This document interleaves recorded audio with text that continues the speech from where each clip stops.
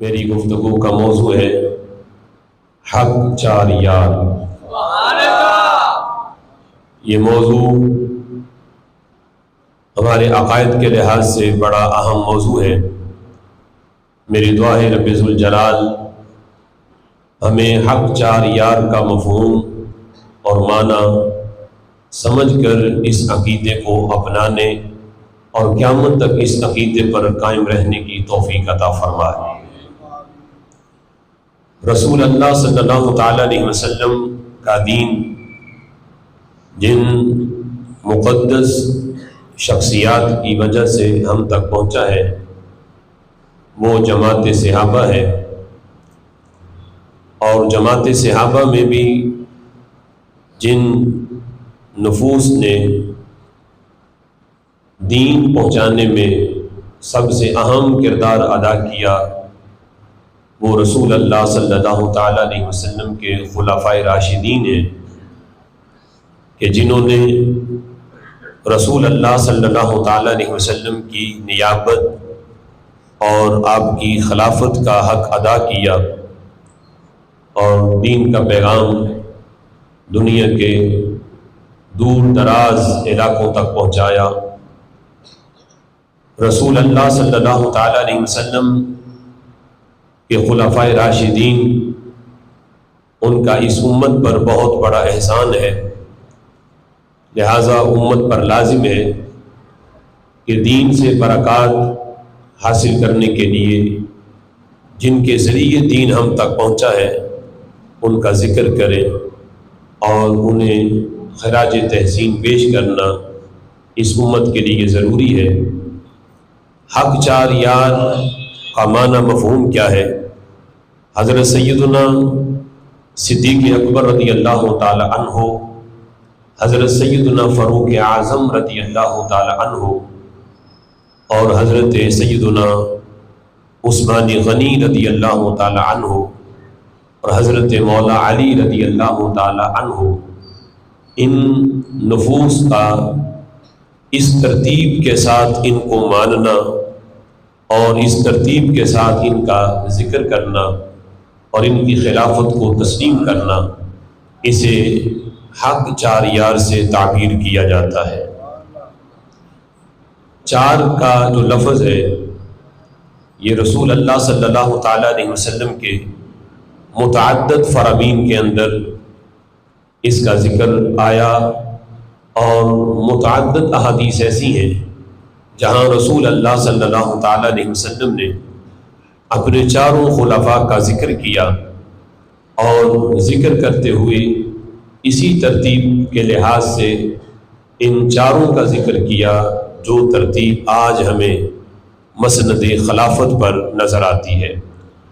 تفسیر در منصور میں حضرت سیدنا عبداللہ ابن عباس رضی اللہ تعالی عنہ آپ فرماتے ہیں، قرآن مجید فرقان حمید کی جو آیا کریمہ میں نے آپ کے سامنے پڑھی اس کی تفسیر کرتے ہوئے حضرت عبداللہ ابن عباس رضی اللہ تعالی عنہما وہ ہستی ہیں کہ جو صحابہ کرام علیہم رضوان میں قرآن مجید فرقان حمید کے سب سے پہلے مفسر ہیں، اور قرآن مجید کی جس نے بھی تفسیر لکھی اسے حضرت عبداللہ ابن عباس رضی اللہ تعالی عنہ کی یعنی یا تو حقیقی طور پہ یا روحانی طور پہ ان کی شاگردی اختیار کرنا پڑی اور ان سے فیض لینا پڑا، پھر جا کے وہ مفسر بنا، اور ان سے فیض لیے بغیر کوئی مفسر نہیں بنتا۔ تو وہ حضرت عبداللہ ابن عباس رضی اللہ تعالی عنہ اس آیت کی تفسیر میں فرماتے ہیں، محمد الرسول اللہ صلی اللہ علیہ وسلم، یعنی رسول اللہ صلی اللہ تعالی علیہ وسلم کا اللہ نے ذکر کیا کہ محمد اللہ کے رسول ہیں صلی اللہ علیہ وسلم۔ آگے والذین معہ، اور وہ جو ان کے ساتھ ہیں، تو حضرت عبداللہ ابن عباس فرماتے ہیں والذین معہ سے مراد کون ہے؟ وہ جو رسول اللہ کے ساتھ ہیں۔ کہتے ہیں کہ اس سے مراد حضرت صدیق اکبر رضی اللہ تعالی عنہ کی ذات ہے۔ اشداء علی الکفار، کافروں پہ بڑا سخت ہیں۔ کہتے ہیں اس سے مراد حضرت عمر رضی اللہ تعالی عنہ ہیں۔ آگے کہتے ہیں رحماء بینہم، آپس میں بڑے رحیم ہیں، بڑے نرم دل ہیں۔ کہتے ہیں اس سے مراد حضرت عثمان غنی رضی اللہ تعالی عنہ ہیں۔ تراہم رکعا سجدا، آپ تم ان کو دیکھو گے کبھی رکوع کی حالت میں اور کبھی سجدے کی حالت میں۔ کہتے ہیں اس سے مراد حضرت مولا علی رضی اللہ تعالی عنہ کی ذات گرامی ہے۔ تو کہتے ہیں یہ ترتیب جو خلافت پہ ہے وہ احادیث میں تو بعد میں آئی ہے، اللہ نے قرآن میں پہلے ذکر فرمائی ہے۔ یعنی قرآن مجید فرقان حمید کی آیت کریمہ میں رسول اللہ کے ذکر کے بعد اللہ تعالیٰ نے جس انداز میں ان چاروں کا ذکر کیا اسے حضرت عبداللہ ابن عباس رضی اللہ تعالیٰ عنہ اس انداز میں بیان فرما رہے ہیں۔ حضرت جابر رضی اللہ تعالیٰ عنہ اس حدیث کو روایت کرتے ہیں کہ رسول اللہ صلی اللہ تعالیٰ علیہ وسلم نے ارشاد فرمایا، مجمع الزوائد میں یہ حدیث پاک موجود ہے کہ حضور فرماتے ہیں ان اللہ اختار اصحابی، کہ رب ذوالجلال نے میرے اصحاب کو علی العالمین سوى النبیین والمرسلین، کہ رب ذوالجلال نے تمام نبیوں اور تمام رسولوں کے علاوہ سوى النبیین والمرسلین، کہ نبیوں اور رسولوں کے علاوہ پورے جہاں میں حضور فرماتے ہیں اللہ نے میرے اصحاب کا انتخاب کیا۔ نبیوں اور رسولوں کے علاوہ بقیہ پورے جہان کے اوپر اللہ تعالیٰ نے میرے اصحاب کو چنا، میرے اصحاب کو اللہ نے عظمت دی، انہیں فضیلت دی۔ یہ پہلا انتخاب ہے۔ نبیوں رسولوں کے بعد اللہ تعالیٰ نے پوری دنیا میں پہلی امتوں میں بھی پوری انسانیت کے اندر اللہ تعالیٰ نے رسول اللہ صلی اللہ تعالیٰ علیہ وسلم کے اصحاب کا انتخاب کیا۔ پھر فرماتے ہیں وَاخْتَارَ لِي اصحابی اربعہ، پھر ان اصحاب میں بھی اللہ نے مزید میرے 4 یار چنے۔ وَاخْتَارَ لِي، رب ذوالجلال نے چنے میرے لیے اصحابی، میرے اصحاب اربعہ، مزید ان صحابہ میں پھر مزید 4 چنے۔ فرمایا وہ کون کون ہے؟ ہو سکتا ہے نام نہ لیا ہوتا تو کوئی اور 4 کی تفسیر کرتا۔ میرے محبوب علیہ الصلوۃ والسلام نے 4 کا نام لے کے فرمایا جو اللہ نے مزید چنے ہیں، اصحاب میں 4 مزید چنے ہیں۔ فرمایا ان میں سب سے پہلا نام حضرت صدیق اکبر رضی اللہ تعالیٰ عنہ کا ہے۔ ابا بکر و عمر و عثمان و علی رضی اللہ تعالیٰ عنہ، فرمایا رب ذوالجلال نے ان اصحاب میں مزید ان 4 کو اللہ تعالیٰ نے تمام کے اوپر عظمت اور فضیلت عطا کی۔ پھر فرمایا کہ اصحابی کلہم خیر، بقیہ میرے صحابہ جو ہیں ان 4 کے علاوہ کمی ان میں بھی کوئی نہیں، وہ بھی بڑی شان والے ہیں۔ فرمایا اصحابی کلہم خیر، میرے اصحاب سارے کے سارے خیر ہی خیر ہیں، ان میں کسی قسم کا معاذ اللہ کوئی شر نہیں، سارے خیر پر ہیں۔ لیکن اللہ تعالیٰ نے تمام اصحاب کے اندر جن کو سب سے زیادہ عظمت اور فضیلت عطا کی، فرمایا وہ 4 ہیں، اور ان 4 میں اللہ نے جن کو سب سے پہلا نمبر دیا، فرمایا وہ ہیں جن کا میں ذکر بھی پہلے نمبر پہ فرما رہا ہوں۔ اب دیکھو رب ذوالجلال نے 2 انتخاب ہیں، ایک انتخاب پورے جہان میں پورے عالم میں اصحاب کا ہے، اور پھر ان اصحاب میں مزید 4 کا ہے۔ تو یہ قانون ہے کہ جس کا جتنا علم زیادہ ہو اس کا انتخاب بھی اتنا اچھا ہوتا ہے۔ یعنی جس کا علم جتنا زیادہ ہوگا، اگر وہ کسی چیز کو چنے گا، اس کا انتخاب کرے گا، تو اس کا انتخاب مزید اتنا ہی اچھا ہوگا۔ تو رب ذوالجلال سے بڑھ کر کسی کا علم نہیں، خلق کائنات ظاہر بھی جانتا ہے، باطن بھی جانتا ہے، وہ آج بھی جانتا ہے، کل کی بھی خبر ہے۔ 1 سال بعد کی بھی ہے، 10 سال بعد کی بھی ہے، 1 صدی بعد کی بھی ہے۔ تو جب رب ذوالجلال تمام اصحاب میں صدیق و عمر کو چن رہا تھا، رب ذوالجلال اس وقت بھی ان کے باطن کو جانتا تھا، رسول اللہ کی ظاہری حیات میں بھی جانتا تھا، رسول اللہ کے ظاہری وصال کے بعد ان اصحاب نے کیا کیا کرنا ہے رب ذوالجلال کے یہ علم میں تھا۔ اللہ نے انتخاب فرما کے چاروں کا بتا دیا، ان اصحاب میں کمی کوئی نہیں ہے جو پورے جہاں میں نے چنے ہیں، لیکن محبوب جو مزید 4 تمہیں چن کے دیے ہیں یہ ان تمام صحابہ کا نچوڑ ہے، ان تمام صحابہ کا یہ سمجھو کہ یہ مرکز ہے کہ جو سب کا جو ہے وہ مرکز چن کے تمہیں دے دیا ہے۔ اگر ان کے اندر کوئی کمی کوئی کجی ہوتی تو ان کی جگہ پہ اوروں کا انتخاب کیا جاتا۔ جب میرے علم کے اندر کمی نہیں ہے تو میرے انتخاب کے اندر بھی کمی کوئی نہیں ہے۔ اب دیکھو کہ خلق کائنات جل جلالہ کا انتخاب، اور آج اگر کوئی یہ کہے کہ رسول اللہ کی ظاہری حیات میں تو انہوں نے کوئی غلطی نہیں کی، لیکن جب مسند خلافت پہ تھے تو معاذ اللہ فلاں جو ہے وہ ان سے کا حق چھینا، فلاں کا حق نہیں دیا، معاذ اللہ انہوں نے غصب کیا، تو اسے سوچنا چاہیے کہ وہ رسول اللہ کے یاروں پہ اعتراض نہیں، اللہ کے انتخاب پہ تان ہے، اللہ کے انتخاب پہ اعتراض ہے کہ اللہ معاذ اللہ تمہیں پتہ نہیں تھا کہ انہوں نے بعد میں کیا کرنا ہے، تم نے یہ چنے کیوں؟ تو خلق کائنات جل جلالہ نے انتخاب کی نسبت اپنی طرف فرما کے یہ واضح کر دیا کہ جب میرے علم میں کوئی کمی نہیں ہے تو میرے انتخاب میں بھی کمی کوئی نہیں ہے۔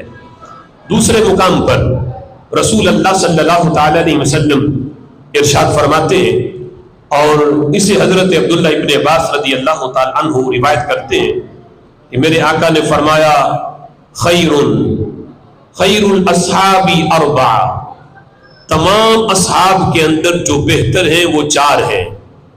بقیہ فرمایا اصحابی کلہم خیر، بقیہ میں بھی کمی کوئی نہیں، لیکن ان تمام میں بھی جو عظمت والے ہیں جن کو میں نے تمام اصحاب پر فضیلت دی، فرمایا 4، وہ 4 ہیں میرے اصحاب میں 4 جو ہیں مزید عظمت اور فضیلت والے ہیں۔ اور یہ جو نعرہ آج ہم حق 4 یار کا لگاتے ہیں، لوگ کہتے ہیں ثابت کہاں سے ہے؟ تو یہ اس حدیث سے بھی ثابت ہے کہ جس میں میرے آقا فرما رہے ہیں خیر الاصحاب 4، اس میں بھی 4 کا ذکر ہے، اور اوپر جو حدیث گزری اس میں بھی 4 کا ذکر ہے۔ تو حق 4 یار یہ گڑا ہوا نہیں، رسول اللہ کی زبان سے پڑا ہوا نعرہ ہے۔ حضرت بریدہ رضی اللہ تعالی عنہ اس حدیث کو روایت کرتے ہیں کہ رسول اکرم صلی اللہ تعالی علیہ وسلم نے ارشاد فرمایا ان اللہ امرنی بحب 4 من اصحابی۔ اب دیکھو کس حدیث سے حق 4 یار کا نعرہ ثابت ہے، اس حدیث میں بھی 4 کا ذکر ہے۔ فرمایا ان اللہ امرنی، حضور فرماتے ہیں میرے رب نے مجھے حکم دیا، کس بات کا؟ فرمایا بحب 4 من اصحابی، اس بات کا حکم دیا کہ میں اپنے 4 اصحاب جو ہیں، 4 یار جو ہیں، ان کے ساتھ میں پیار کروں۔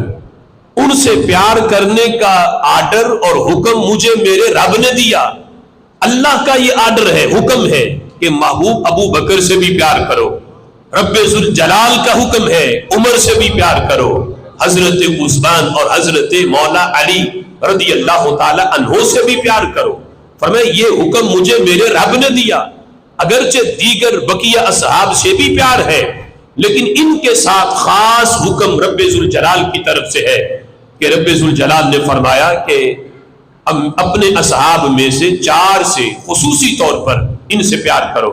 اور میرے آقا علیہ الصلوۃ والسلام فرماتے ہیں صرف اللہ نے مجھے ہی حکم نہیں دیا کہ میں ان 4 سے پیار کروں، فرمایا وَأَخْبَرَنِي أَنَّهُ يُحِبُّهُمْ، فرمایا اللہ نے مجھے یہ بتایا کہ محبوب میں تمہیں حکم نہیں دے رہا، ان 4 سے تو میں بھی پیار کرتا ہوں۔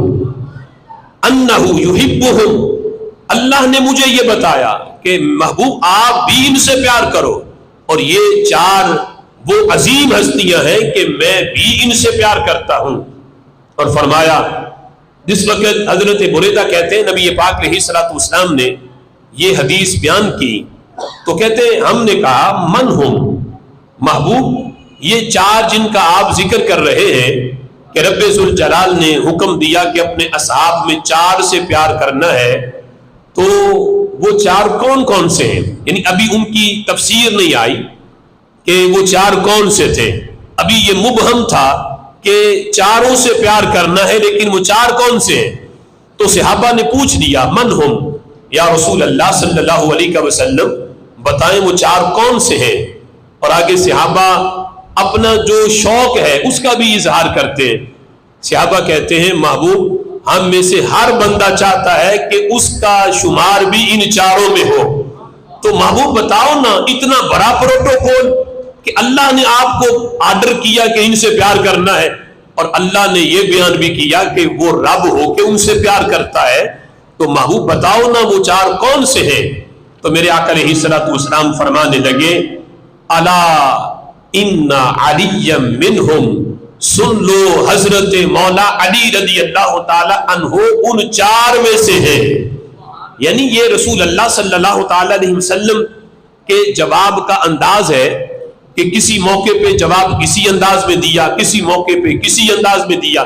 تو یہ موقع ایسا تھا کہ اس موقع پر کچھ لوگوں نے حضرت مولا علی رضی اللہ تعالی عنہ پر کچھ اعتراض کیا تھا، تو رسول اللہ صلی اللہ تعالی علیہ وسلم نے خاص طور پر اس حدیث میں حضرت مولا علی رضی اللہ تعالی عنہ کا نام لیا کہ جن پہ لوگ تان و تشریح کرتے ہیں، اعتراض کرتے ہیں، سن لو ان چار کے اندر حضرت مولا علی رضی اللہ تعالیٰ عنہ بھی شامل ہے کہ جن کے ساتھ پیار کرنے کا حکم اللہ نے مجھے دیا ہے، اور خالق کائنات جل جلالہ بھی ان سے پیار فرماتا ہے. اب اس حدیث کے اندر بھی چار کا ذکر موجود ہے اور چار کا عدد موجود ہے. رسول اللہ صلی اللہ تعالیٰ علیہ وسلم کہ ان چار خلفائے راشدین کی عظمت ہر مقام پر ظاہر ہے اور ہر مقام پر ان کی عظمت منفرد ہے.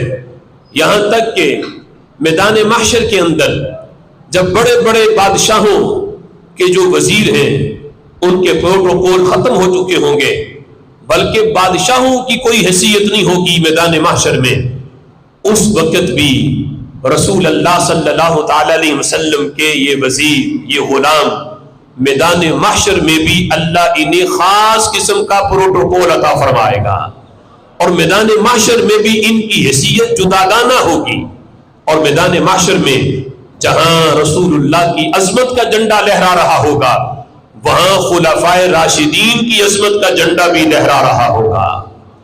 اور اس سلسلہ میں نبی پاک صلی اللہ تعالی علیہ وسلم کا یہ فرمان، جسے حضرت عبداللہ ابن عباس رضی اللہ تعالی عنہما اس کو روایت کرتے ہیں کہ میرے آقا علیہ الصلوۃ والسلام نے فرمایا میرے صحابہ قیامت کا دن ہوگا، ینادی مناد یوم القیامہ من تحت العرش، رب ذوالجلال کے عرش کے نیچے سے ایک ندا کرنے والا ندا کرے گا اللہ کے اذن سے.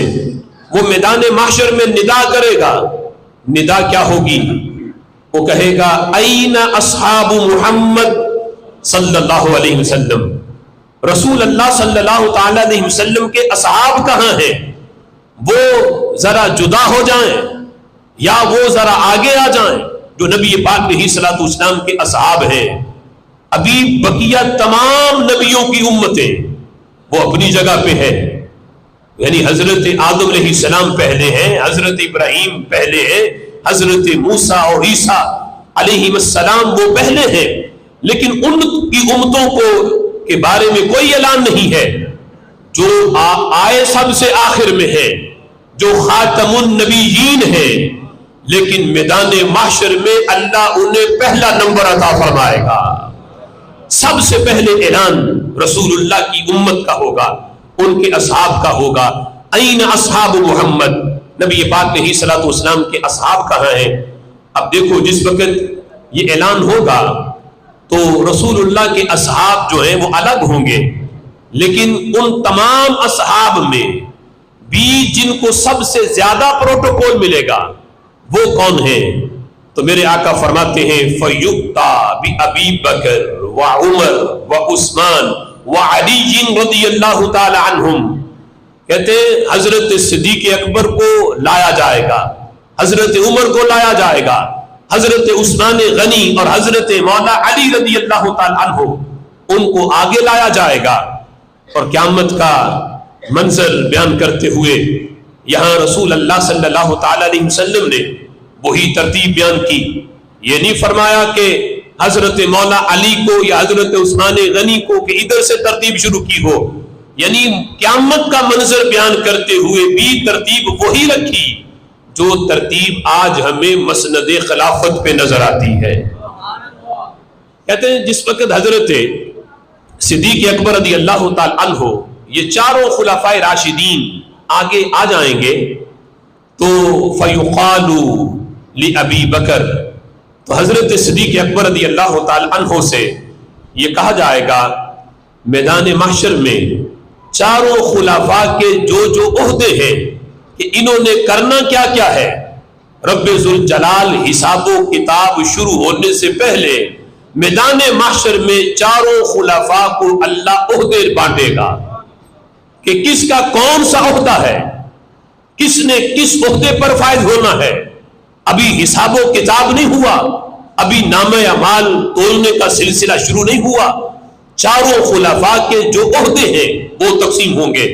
حضرت صدیق اکبر رضی اللہ تعالی عنہ سے کہا جائے گا کف علی باب الجنہ، اے صدیق اکبر آپ کی ڈیوٹی یہ ہے، آپ کا عہدہ یہ ہے کہ آپ جنت کے دروازے پہ کھڑے ہو جاؤ۔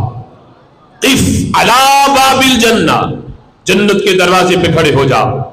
کھڑے ہو کے کرنا کیا ہے؟ فرمایا فَأَدْخِلْ مَنْ شِئْتَ بِرَحْمَةِ اللَّهِ وَارْدَعْ مَنْ شِئْتَ بِعِلْمِ اللَّهِ، فرمایا ابو بکر جس جس کو آپ چاہو اسے جنت میں داخل کر دو، جس کو آپ نہیں چاہتے کہ یہ جنت میں نہ جائے اسے جھڑکی دے کے واپس بھیج دو۔ وَارْدَعْ مَنْ شِئْتَ، اسے جھڑکی دو، من شئت جسے تم چاہتے ہو اسے جنت کے دروازے سے ہٹا دو، اور اے ابو بکر جس کو تم چاہتے ہو اسے جنت میں داخل فرما دو۔ فَأَدْخِلْ مَنْ شِئْتَ بِرَحْمَةِ اللَّهِ وَارْضَعْ مَنْ شِئْتَ بِعِلْمِ اللَّهِ، رب ذوالجلال کی رحمت سے جسے آپ چاہتے ہو اسے جنت میں داخل کر دو، اور جسے آپ یہ چاہتے ہو کہ یہ جنت میں نہ جائے، یہ جنت میں جانے کا حقدار نہیں، تو فرمایا اسے جھڑکی دے کے واپس بھیج سکتے ہو۔ اب یہ کتنا بڑا پروٹوکول ہے کہ اس امت کے اس انسان کا یہ عہدہ ہے کہ جس کی شان نبیوں کے بعد پوری انسانیت میں جس کو اللہ نے پہلا نمبر دیا ہے، انبیاء مرسلین کے بعد پوری انسانیت میں جس کا پہلا نمبر ہے، دنیا میں جس کی یہ عظمت ہے، میدان محشر میں اللہ یہ عظمت دے گا کہ جنت کے دروازے پہ کھڑا کر کے اللہ اختیار دے دے گا کہ صدیق اکبر اختیار تمہارا ہے، جسے چاہتے ہو جنت دے دو اور جسے چاہتے ہو واپس بھیج دو۔ کہتے ہیں یہ پروٹوکول حضرت صدیق اکبر رضی اللہ تعالی عنہ کا ہوگا۔ وَيُقَالُ، اب دوسرے نمبر پہ باری ہے حضرت عمر کی، تو حضور فرماتے ہیں وَيُقَالُ بِعُمَرَ بْنِ الْخَطَّابِ، حضرت عمر رضی اللہ تعالی عنہ سے کہا جائے گا قف علی المیزان، عمر جہاں لوگوں کے نامہ اعمال تلنے ہیں آپ وہاں کھڑے ہو جائیں، جہاں لوگوں کی نیکیاں اور گناہوں کا وزن ہونا ہے، قف علی المیزان، آپ میزان ترازو کے پاس چلے جائیں، آپ کی ڈیوٹی یہ ہے فَسَقِّلْ مَنْ شِئْتَ بِرَحْمَةِ اللَّهِ، عمر جس کے بارے میں تم چاہتے ہو کہ یہ جنت میں جائے، جس کے بارے میں تم چاہتے ہو اس کا نیکیوں والا پلڑا بھاری کر دو، فَسَقِّلْ بھاری کر دو، مَنْ شِئْتَ نیکیوں والا پلڑا بھاری کر دو جس کا تم چاہتے ہو اللہ کی رحمت سے۔ اب حضرت عمر رضی اللہ تعالی عنہ جن کی پہچان ہی عدل سے ہے، جنہوں نے دنیا میں اتنا عدل کیا کہ آج عدل کی پہچان بھی عمر کے نام سے ہوتی ہے، وہ عمر جو کہتے ہیں اگر کوئی دریائے نیل کے کنارے کتا یا بکری کا بچہ بھی بھوکا پیاسا رہا تو قیامت کے دن عمر کو اس کا بھی جواب دینا پڑے گا. وہ عمر کے جن کے دور خلافت میں زلزلہ آئے تو عمر اپنا عصا زمین پہ مار کے کہے کہ زمین تو کیوں کانپتی ہے؟ کیا تیرے اوپر عدل کرنے والا عمر نہیں ہے؟ تو زمین کا زلزلہ ختم ہو جاتا ہے. پھر پوری تاریخ فاروقی کے اندر زمین پہ کبھی زلزلہ دوبارہ نہیں آتا. وہ عمر جنہوں نے دنیا میں اتنا عدل کیا میدان محشر میں وہ نا انصافی کیسے کر سکتے ہیں؟ نیکیوں والا پلڑا باری اسی کا کریں گے جس کے دل میں صدیق کے پیار سے لے کے علی کے پیار تک سب کی محبت موجود ہوگی. اے علی، اے عمر، اختیار تیرا ہے، جس کے بارے میں تم چاہو نیکیوں کا پلڑا اس کا باری کر دو. تیسرے نمبر پہ حضرت عثمان رضی اللہ تعالی عنہ، ان سے کہا جائے گا یکسا عثمان رضی اللہ تعالی عنہ حلتین. حضرت عثمان غنی رضی اللہ تعالی عنہ کا جو پروٹوکول ہے اس کا انداز دیگر خلفائے راشدین کے مقابلے میں بڑا منفرد ہے. رب ذوالجلال ان کو 2 جوڑے پہنائے گا اور 2 جوڑے پہنا کر پھر فرمائے گا اے عثمان، میں نے جب زمین اور آسمان بنائے اس وقت سے جنتیوں کے جوڑے بھی میں نے پیدا کیے. جنتیوں کے جوڑے بھی تب بنا جب زمین بنی، جب آسمان بنا، جب جنت بنی. جنتیوں نے جنت میں جو جو جوڑے پہننے ہیں وہ بھی اسی وقت کے تیار ہیں. لیکن آج جس جنتی کو جو جوڑا پہنایا جائے گا اے عثمان وہ تیرے ہاتھ سے پہنایا جائے گا. اے عثمان، جس کو تم چاہو جنتی جوڑا پہناؤ. اب حضرت عثمان غنی رضی اللہ تعالی عنہ کا یہ پروٹوکول ہے کہ قیامت کے دن جنتی جوڑے جن کے ہاتھوں سے بانٹے جانے ہیں وہ حضرت عثمان غنی رضی اللہ تعالی عنہ کی ذات گرامی ہے.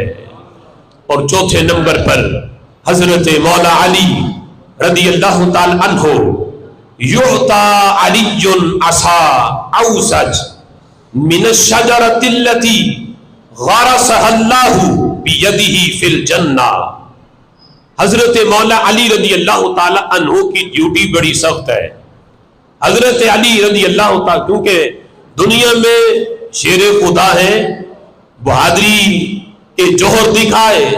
غزوہ بدر میں 21 کافر حضرت علی کی تلوار نے کاٹے. میدان معاشر میں بھی اللہ نے ان سے اس طرح کی ڈیوٹی لینی ہے. اور وہ ڈیوٹی کیا ہے؟ میرے آقا فرماتے ہیں یعطا علی عصا.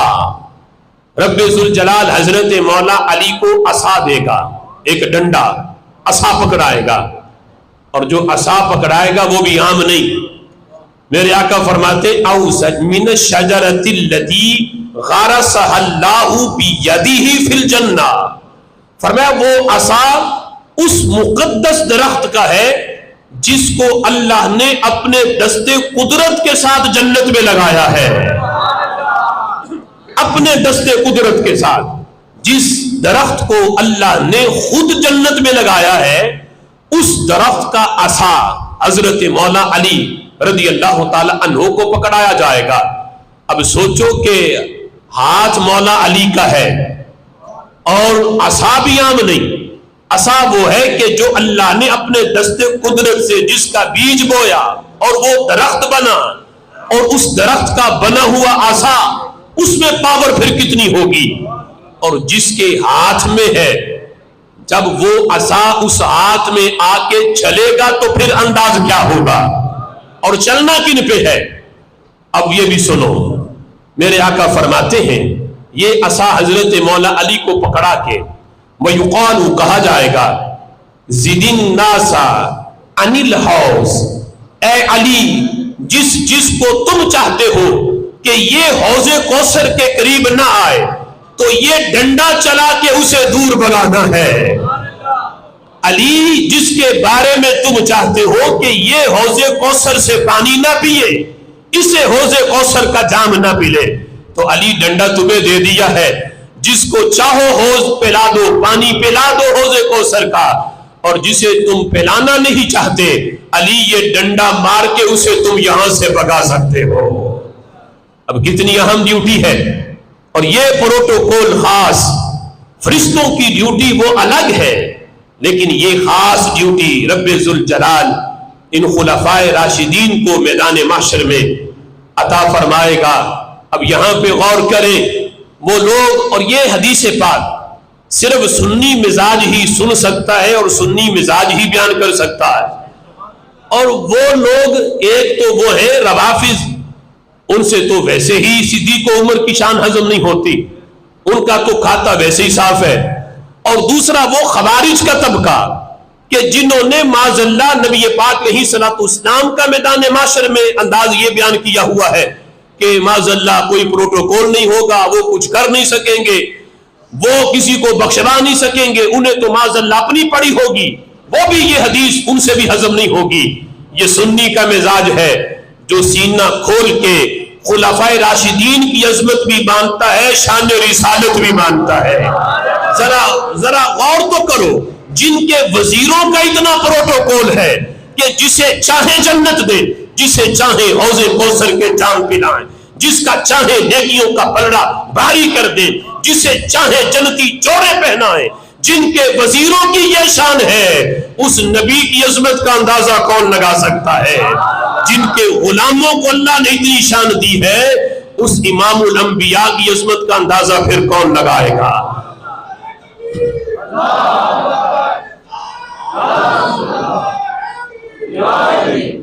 اب دیکھو کتنی عظمت ہے ان چار یاروں کی۔ حضرت انس بن مالک رضی اللہ تعالیٰ عنہ اس کو روایت کرتے ہیں، میرے آقا فرماتے ہیں لِحَوْدِي أَرْبَعَةُ أَرْكَانٍ، میرے حوض کوثر کے، لوگ کہتے ہیں کل کی خبر نہیں، یہ کل کی نہیں، پرسوں کی نہیں، سال بعد کی نہیں، صدی بعد کی نہیں، میرے محبوب تو قیامت کی خبر دے رہے ہیں۔ فرمایا میں تو حوض کے کنارے بھی جانتا ہوں، اور فرمایا اس حوض پہ جو پانی پینے کے لیے پیالے رکھے ہیں، میرے آقا فرماتے میں ان پیالوں کی تعداد بھی جانتا ہوں۔ فرمایا جتنی تعداد ستاروں کی ہے، اتنی تعداد میرے حوض پہ ان پیالوں کی ہے جن میں جنتیوں کو حوض کوثر کے جام پلائے جائیں گے۔ اب کتنا علم ہے۔ فرمایا چار ارکان ہیں میرے حوض کے، اور فرمایا الاول بید ابی بکر والثانی بید عمر والثالث بید عثمان الرابع بید علی رضی اللہ تعالی عنہ۔ فرمایا پہلا جو کنارہ ہے وہ حضرت صدیق اکبر کے ہاتھ میں ہے، جو یوں کہہ لو کہ ایک کنارے پہ ڈیوٹی ابو بکر کی ہے، دوسرے پہ حضرت عمر کی ہے، تیسرے پہ حضرت عثمان کی، چوتھے پہ حضرت مولا علی رضی اللہ تعالی عنہ کی ہے۔ اب یہ کالے کالے یہ نہ سوچیں کہ ہم تین کے پاس نہیں جاتے، جس طرح کچھ جو ہے وہ رسول اللہ کے یعنی مزار شریف پہ مواجہ شریف کے سامنے سے نہیں جاتے کہ وہاں صدیق و عمر بھی ہیں، تو وہ دوسری طرف کا رخ کرتے ہیں، تو وہ یہ نہ سوچیں کہ قیامت میں ان تین کونوں کے پاس تو ہم نہیں جائیں گے، مولا علی سے جام مل جائے گا۔ میرے محبوب نے مسئلہ حل کر دیا۔ فرمایا کوئی یہ سوچ رہا ہو کہ علی جام پہ لا دیں گے انہیں، فرمایا فمن احب محبا لابی بکر ومبغضا لعمر لا یسقیہ ابو بکر۔ فرمایا جس کے سینے میں ابو بکر کا پیار تو ہو، حضرت عمر کا پیار نہ ہو، وہ جام پینے جائے ابو بکر کے پاس، فرمایا وہاں سے ڈنڈے تو پڑ سکتے ہیں، جام نہیں ملے گا۔ فرمایا یہ چاروں نے جام پلانا اسے ہے۔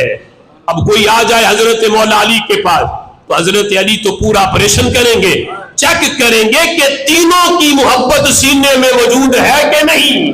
صدیق کا پیار، عمر کی محبت، حضرت عثمان غنی سے پیار، ان تینوں کی محبت اگر موجود ہوگی تو پھر مولا علی سے جام ملے گا، اور اگر ایک کا بغض بھی ہوا تو ڈنڈا مولا علی کے ہاتھ سے پڑے گا۔ اور ڈنڈے کی تعارف جو ہے وہ پہچان وہ بھی میں نے کروا دی، وہ کوئی عام نہیں، وہ بھی ڈنڈا بڑا خاص ہے اور ہے مولا علی کے ہاتھ میں، اور پریشن بھی پورا ہے تینوں کی محبت ضروری ہے، پھر جام حضرت مولا علی کے ہاتھ سے پینا نصیب ہوگا۔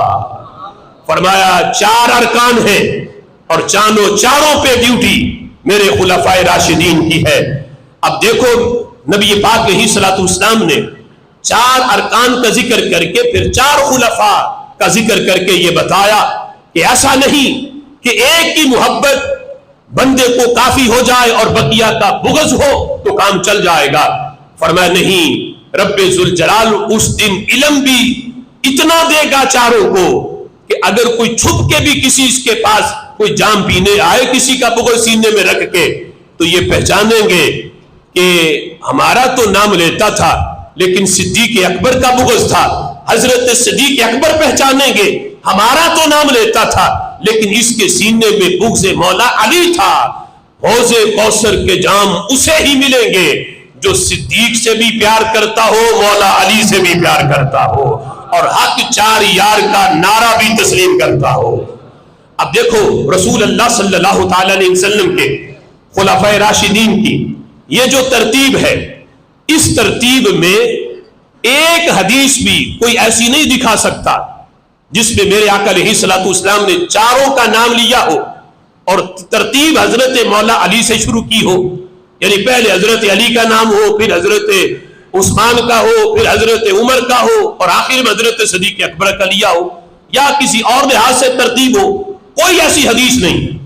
حدیث ملے گی تو ترتیب وہی ملے گی جو مسند خلافت کی ترتیب ہے۔ اور یہ کتنی بڑی دلیل ہے حضور کے علم غیب کی۔ اگر میرے آقا علیہ الصلوۃ والسلام نے پہلا نمبر مولا علی کو دیا ہوتا تو حضرت مولا علی رضی اللہ تعالی عنہ کا وصال تو سب سے آخر میں ہوا، بقیہ تینوں کا وصال پہلے ہے، تو پھر معاملہ حضرت علی کا نمبر پہلا بن جاتا، بقیہ کا تو نمبر ہی نہ آتا، اس لیے کہ وہ تو دنیا سے پہلے جا چکے ہوتے۔ تو یہ ترتیب حضور کے علم کو بھی واضح کرتی ہے کہ میرے آقا علیہ الصلوۃ والسلام جانتے تھے کہ جو ترتیب میں نے بیان کر دی ہے یہی ترتیب ان کے دنیا سے جانے کی بھی ہے۔ جب خلافت کا پہلا نمبر صدیق اکبر کا ہے تو دنیا سے پہلے بھی یہ چلے جائیں گے، دوسرا نمبر حضرت عمر کا ہے، دوسرے نمبر پہ دنیا سے یہ چلے جائیں گے، حضرت عثمان تیسرے نمبر پہ چلے جائیں گے۔ جب تینوں کا وصال ہو جائے گا حضرت مولا علی اس وقت بھی موجود ہوں گے۔ لہٰذا اگر ان کو دوسرا تیسرا یا پہلا نمبر دے دیا جائے پھر بقیہ کی خلافت کا نمبر ہی نہیں آتا، اس لیے حضرت مولا علی کو چوتھا نمبر دیا ہے۔ تو میرے آقا علیہ الصلوۃ والسلام نہ صرف ان کی خلافت کی ترتیب سمجھا کے گئے ہیں بلکہ ان کے دنیا سے جانے کی ترتیب بھی بتا کے گئے ہیں۔